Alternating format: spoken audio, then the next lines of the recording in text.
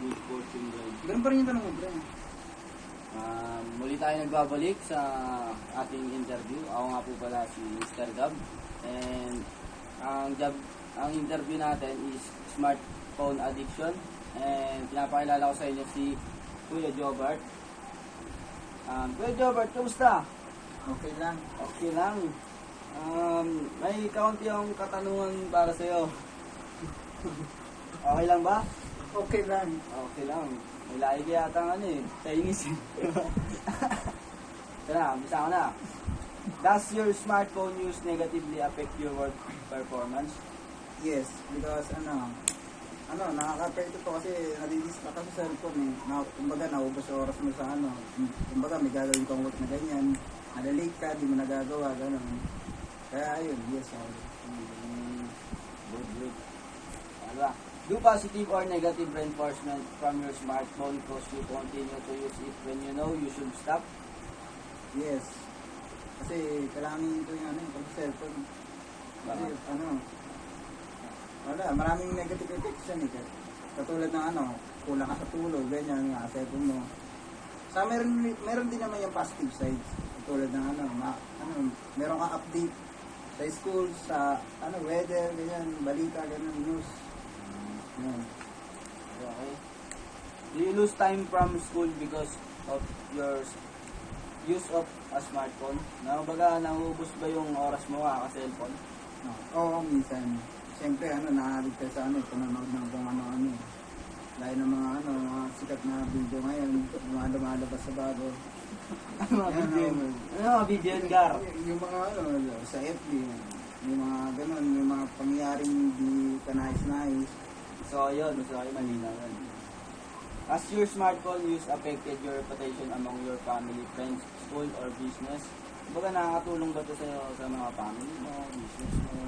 Oo naman kasi kahit malayo yung family, friends mo meron pa rin yung komunikasyon. Tulad ng Messenger, Facebook, yan, makapag-usap pa rin kayo kahit malayo, makapag-video call. Do you try to schedule or control the use of your smartphone but find that you really cannot? Yes, kasi kumbaga sa henerasyon natin din hindi na talaga pwedeng mawala yung cellphone kasi kumbaga parang daily needs na natin yung cellphone. Hindi pwedeng wala yan kasi ngayon masyado ng technology, masyado ng high-tech. Kaya kailangan may cellphone na talagang dala-dala palagi. Okay. So, yun lang po yung ating interview. Thank you po, Mr. Jobert. Babalik tayo. Ako nga pala si Mr. Gab. And ang guest natin ngayon is si Kuya Dave. Ang interview natin ngayon is smartphone addiction. Kuya Dave, may kaunti akong katanungan sa'yo. Okay lang ba? Okay lang. Number 1 is, does the use of your smartphone interfere with your sleeping? Kumbaga, nakakasagabal ba sa paggamit yung pag-cellphone para sa'yo? Yes. Bakit? Kasi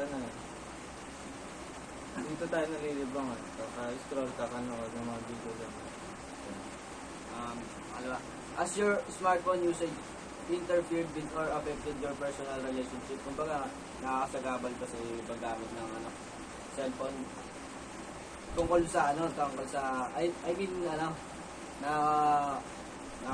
ba sa'yo sa paggamit ng cellphone yung yung mga pamilya mo, gano'n? Hindi mo na nakakausap? Oo, hindi mo nakakausap.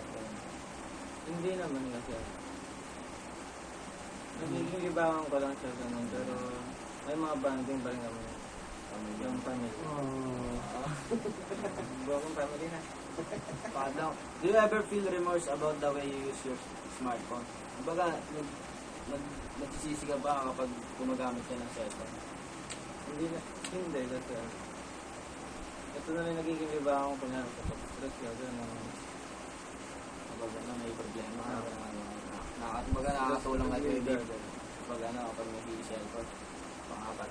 Does your use of a smartphone boost or lower your self-esteem? Kumbaga, nakaka-boost ba ito ng self-confidence kapag gumagamit ka ng cellphone? Oo, kasi may mga ibang tao na nagbuboost mag-protect Kumbaga, ina-advise ka nila tulad ng mga kaibigan mo. Pangalima. Does your use of a smartphone cause financial problems like gambling, shopping, purchasing or hardware or software products? Kumbaga, na anong negative na pwede mangyari sa'yo kapag gumagamit ka ng cellphone? Kuwari, yung pagka-gambling mo sa sa cellphone, nakakatulong ba sa'yo yun? Hindi. Kasi lalo sa mga TikTok, Kasi, order mo. Pero, ano naman kung gusto mo naman, bakit hindi? kung saan ka naman masaya no? Lalo lang paggamit. Yun lang po. Maraming salamat. Thank you. Ako nga po pala si Yuji. Ang guest namin ngayon is Taguro. Ang topic natin ngayon ng interview is smartphone addiction.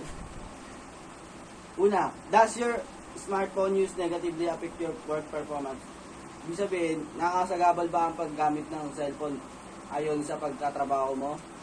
Oo. Kasi na-istorbo ka sa pagtatrabaho mo pag nagsiselfone ka. Hindi mo ma-focus yung paggagawa mo. Pangalawa, do positive or negative reinforcement from your smartphone cause you to continue to use it when you know you should stop? Anong mga positive ang sa paggamit ng cellphone para sa'yo? Naalalaman mo yung mga nangyayari sa mundo o sa ating Pilipinas kung ano nangyayari sa pagtaas ba na ng pagkain, sa kuryente, sa tubig, sa etc. Ang mga negatibo na mga bagay na papaliwanag mo ayon sa paggamit ng cellphone. Sa mga fake news. Doon na nakaka-negative. Hindi naman totoo. Okay. Do you lose time from school because of your use of a smartphone? Yes or no? Yes. Bakit? Kasi napupuyat ka. Tapos, dahil sa pagsiselfone, minsan, ka sa pagsiselfone pag nag-aaral ka. Hindi ka nakakapag-focus. Has your smartphone use affected your reputation among your family, friends, school, or business? Hindi naman. Why? Kasi nakakatulong din ito. Pag magkakasama kayo magkakaibigan, lalo sa pag-business. Doon ka sa mga networking shop. Do you try to schedule or control the use of your smartphone but find that you really cannot? Nakakontrol mo ba yung paggamit ng cellphone mo? Kaya mo ba siyang i-schedule ayon sa libre mong oras? Hindi. May sarili akong oras Kung anong gusto ko, hindi ako gagamitin. Pero minsan, hindi naman. Nagagamit yung pag-cellphone, lalo pag umaalis, magbarkada, lalo pag mag-outing, kung gagala ba basketball, gano'n. So, thank you, Mr. Taguro. Yun lang po ang ating interview ngayon. Ako nga pala si Gab, and then ang guest natin ngayon is si Kurt, tama. And ang interview natin ngayon is tungkol sa smartphone addiction. Kumbaga, ito ngayon, ang kaunti nating katanungan para kay Kurt.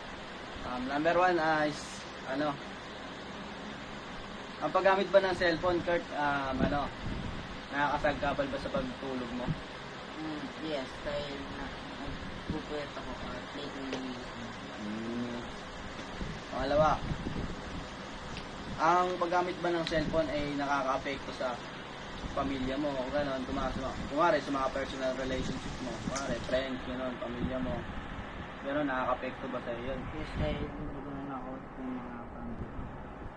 Pangatlo, nagsisisi ka ba or nadidismaya kapag gumagamit ka ng cellphone? No, dahil hindi ko nalalaro ko naman lahat ng Mga gusto mo, gano'n. Okay. O, yan. Ito, ang paggamit mo ba ng cellphone is nabubus ba yung self-confidence mo? Kumbaga, yung pagiging pagiging palakaibigan mo, gano'n. Kumari, Mare na. Yung pag ano, makuwari, ano ka, may confidence ka sa sarili, mare, lagi mo sinasabi, pogi ako, ganyan, matalino ako, ganun. May ganun ka bang, ano, may ganun ka bang confidence? Wala. Bakit? Dito lang kaya. Ganun, huwag kasi kumama pa. Ayun nga, yung, mare, may self-confidence ka, mare. Yung, Pinagaling ka lang. mare, may ano ka, yung, sa, ano, sa, dito po, tangin na asin yung, yung ang paggamit mo ba ng cellphone is nakakatulong sa self-confidence mo? Mare, yung, Napagbigay ba ito ng self-confidence? Yan, yung self-confidence na yun, kumare, Lakas loob. pagiging, Nagbibigay ng yun, lakas sa loob sa'yo. mo, pagiging palakaibigan mo sa mga kaibigan mo, gano'n. Yan, okay na yun, pre. Yes, dahil nasa sila. Tapos, Na-YouTube daw ako sa kanila. may paglaro sa'yo sila, no? Panglima is, yung paggamit mo ba ng cellphone is nagiging, ano ba to, financial problem sa'yo. Kumbaga, nagiging apektado ka ba doon? Kumari, bumibili ka sa, ano, TikTok, nagsusugal ka ba sa cellphone, ginagawa mo doon? Hindi, dahil hindi naman ako binibili sa mga TikTok. Kung tatanungin kita, mas makakabuti ba yun yung kung gagawin mo, no? Hindi na ako. Kasi maubos ka yung pera mo, no? Ayun lang. Ayun, thank you and thank you, See you Mr. again. Kurt. See you again.